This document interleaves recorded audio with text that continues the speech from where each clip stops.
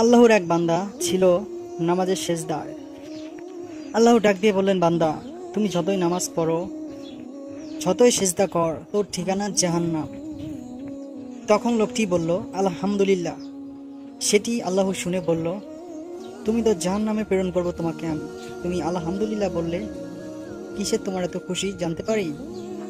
তখন জবাবে বললেন, বান্দা আল্লাহ, জাহান্নামের মালিকও তুমি, বেহেশতের মালিকও তুমি।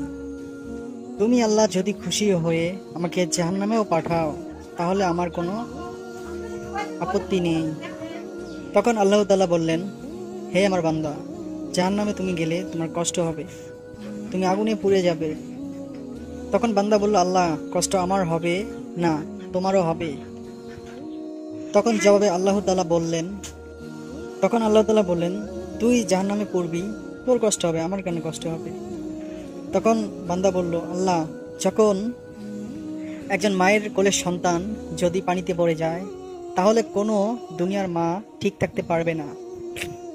আমি জানি ওই মায়ের চেয়ে কোটি কোটি গুণ বেশি তোমার দয়া। এবং আল্লাহ বলে, বান্দা, এই দলিল তুই কোথায় পেলি? তখন বান্দা বললেন, আল্লাহ,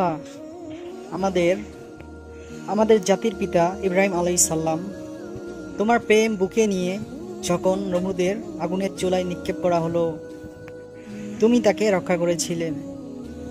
তখন আল্লাহ তাআলা বললেন, বান্দারে, আমার প্রেমের ভক্ত তুমিও, যাও, তোমাকে আমি জান্নাত দান করলাম।